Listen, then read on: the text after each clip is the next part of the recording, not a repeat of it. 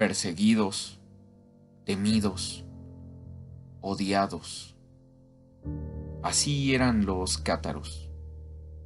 Hoy nos sumergiremos un poco en su historia y conoceremos acerca del origen de este grupo que desató la persecución en Europa.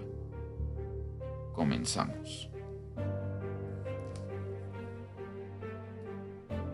La proliferación de la herejía en la Europa occidental del siglo XII culminó en la aparición de los cátaros, el movimiento heterodoxo más poderoso de la Edad Media.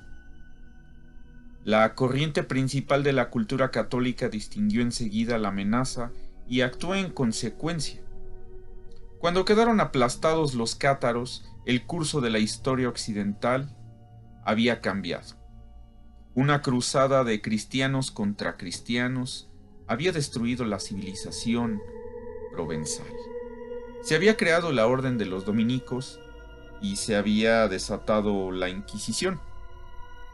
La primera manifestación de los cátaros en el escenario histórico se registró en la ciudad alemana de Colonia. En 1143, dos grupos heréticos llamaron allí la atención de las autoridades por sus disputas mutuas. Uno de estos pertenecía, según parece, a la tendencia que luego se dio a llamar de los cátaros, del griego kataroi, los puros. Ambos bandos fueron condenados. A los 4 años la herejía cátara apareció en varios lugares de Francia. Hacia 1160 estaban firmemente establecidos en las ciudades del sur de Francia y el norte de Italia. En 1166, los misioneros cátaros llegaron a la Inglaterra para predicar su fe. Fueron rápidamente capturados por las autoridades, marcados en la frente, azotados, desnudados y enviados a los cereales de invierno, donde murieron miserablemente. A tenor de la crónica contemporánea, de las creencias de los primeros cátaros se dan dos versiones, según la variante moderada del dualismo. En el principio Dios creó todos los seres espirituales. Uno de ellos, Satanael, se rebeló y fue arrojado de los cielos. El rebelde procedió a crear el mundo material y encerró a muchos ángeles en cuerpos materiales. Por lo tanto, los cuerpos de los humanos y los animales son cárceles de seres divinos que anhelan verse libres de ellos. Cristo fue enviado por Dios en un cuerpo hecho de luz para enseñar a los humanos la vía de la liberación.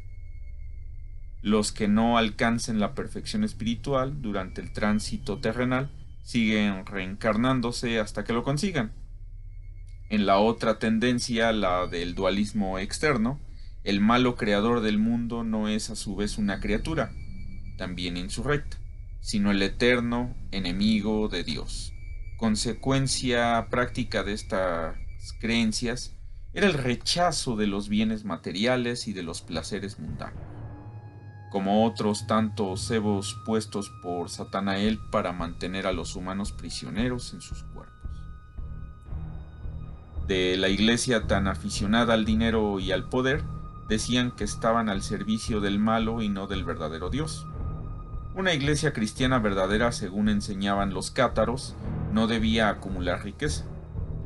Esta opinión resultaba agradable a las clases bajas, oprimidas por el diezmo y otros tributos, con que se mantenía el fasto de los obispos y demás dignatarios. A los ojos de muchos, el estilo de vida ascético de los cátaros era un vivo reproche contra aquellos. También fueron escuchados por los nobles y los comerciantes de las ciudades, deseosos de emanciparse de la jerarquía eclesiástica y tal vez entrar en posesión de las inmensas propiedades de la iglesia.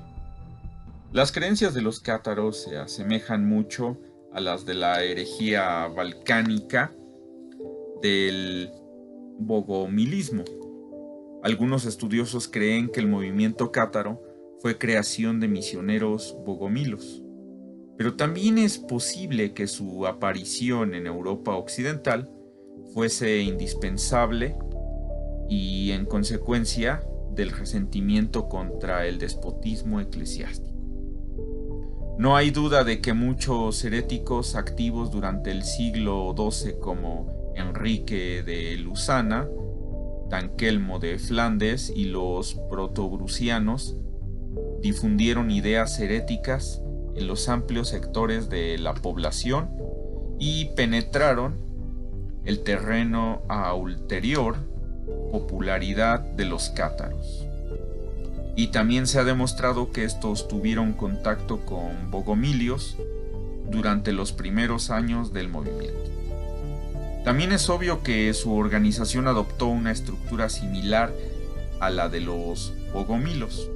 Los cátaros espiritualmente más avanzados eran los perfecti. Podían serlo tanto los hombres como las mujeres. No comían carne y practicaban la abstinencia sexual. Muchos perfecti vivían en casas comunales y ejercían oficios artesanos para ganarse la vida, pero evitando acumular riqueza. Sus energías se dirigían a la predicación y al cuidado de los enfermos.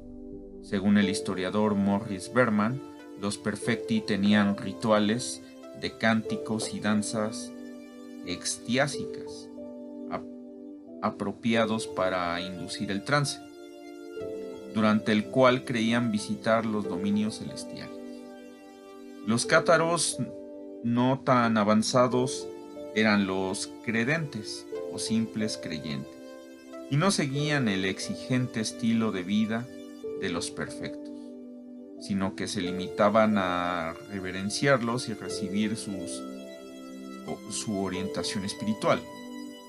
Se entraba en forma parte de los perfecti mediante el rito llamado consolementum. Muchos creyentes elegían recibir este sacramento en el lecho de muerte para ingresar en la categoría espiritual superior sin someterse toda la vida a las obligaciones de los perfecti.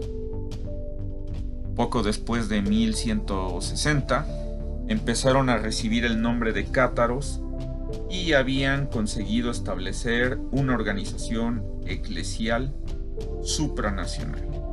En algunos de sus reductos más fuertes llegaron a consagrar obispos. En 1167 los perfecti franceses celebraron un gran concilio. Un dirigente bogomilo visitante, Nicetas de Constantinopla, los ungió a adoptar el dualismo externo y supervisó nuevos mejoramientos de la organización cátara. Estaban haciendo una iglesia alternativa. La primera rival sería que la católica hubiese reconocido desde hace muchos siglos.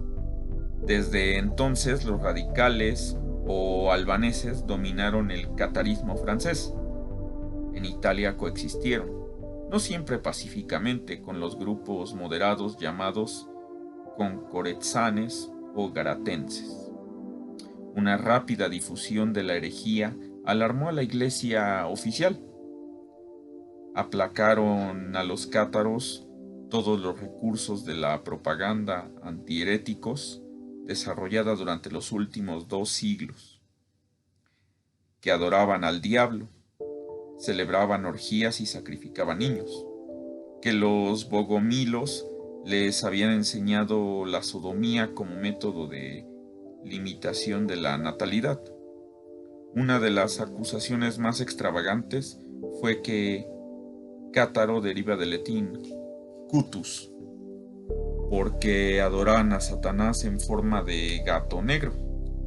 Según el comentarista ortodoxo Guillaume de Auvergne, se le consiente a Lucifer su aparición ante los devotos adoradores bajo la forma de un gato negro o de un sapo, y les exige ser besado en señal de pleitesía. Sí, gato, abominablemente debajo de su rabo, sí, sapo, horriblemente en la boca. Como la propaganda verbal se reducía en grado apreciable la popularidad de los cátaros en 1184, el Papa Lucio III cursó instrucciones a los obispos para que solicitaran inquisiciones contra los heréticos. Esta primera fase de la Inquisición no fue muy eficaz, puesto que dependía del celo de las autoridades temporales, locales, la persecución de aquellos. En 1199, el pontífice Inocencio III centralizó la Inquisición y presionó a los príncipes para que colaborasen mejor con los cazadores de herejes. Alrededor de 1206 se puso en marcha una nueva estrategia contra los cátaros. Un canónigo llamado Domingo de Guzmán y el obispo Diego de Osma adoptaron el estilo de vida ascético de aquellos y recorrieron el sur de Francia para debatir con los albigenses y predicar para ellos. Al principio no tuvieron mucho éxito, pero la iniciativa llamó la atención del Papa, que autorizó la fundación de una orden de predicadores más tarde llamados los dominicos o frailes negros, con cuartel general en el corazón del territorio cátaro. El mismo Domingo no ejerció ninguna violencia contra los cátaros, pero en 1233 el Papa Gregorio IX encargó a sus dominicos las tareas de la Inquisición y su conversión en un arma de terror eficaz. A comienzos del siglo XIII la situación llegó a ser crítica para la Iglesia en el sur de Francia. Los cátaros se presentaban públicamente en muchas ciudades. La nobleza occidental se independizaba cada vez más, tanto de las autoridades eclesiásticas como de la real, y encabezaba la sociedad más instruida y más tolerante de toda Europa. El Papa y el monarca francés conspiraron para organizar una invasión para aplastar no solo a la herejía, sino toda aquella civilización que se sustraía de su control, y así nació la cruzada contra los albigenses. La región quedó devastada y nunca más se rehizo de aquellos tiempos de pesadilla. En 1244 cayó Montségur, reducto principal de los cátaros, y en 1255 su último punto fuerte, Queribus. En Italia sobrevivió el catarismo durante todo el siglo XIII, bajo la protección de las clases dirigentes de las ciudades-estado italianas, no por entusiasmo religioso, sino para contrarrestar el poderío de la Iglesia. En 1213, el Papa amenazó con una cruzada contra Milán si continuaba dando asilo a herejes. A menudo los inquisidores tropezaban con resistencia armada cuando iban a desarrollar su sanguinario cometido. Con el tiempo, los cátaros también desaparecieron de Italia.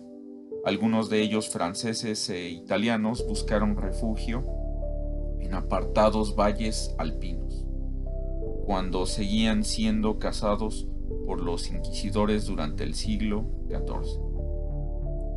De estas persecuciones, en los Alpes surgió luego la gran caza de brujas. Desde su derrota, los cátaros se convirtieron en un tema de numerosas leyendas y especulaciones. Se les relacionó con el Santo Grial, suponiéndose que habían sido depositarios de esta reliquia, así como los católicos medievales proyectaron sobre sus propias fantasías acerca de los cultos satánicos. En la época moderna se les han atribuido numerosas tendencias no justificadas por ninguna prueba histórica.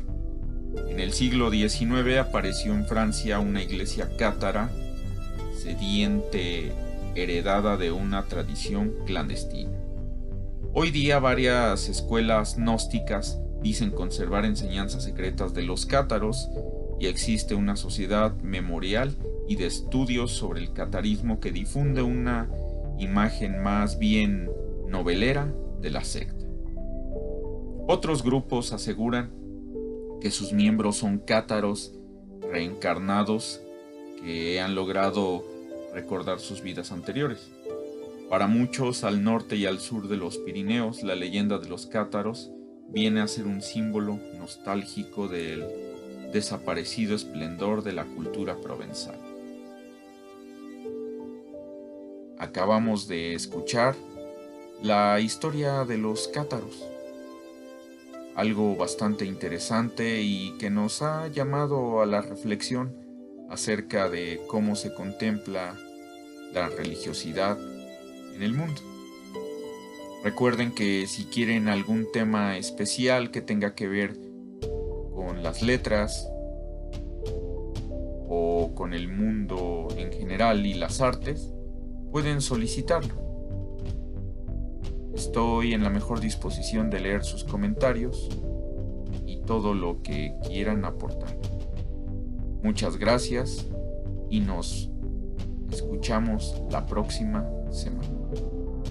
Hasta luego.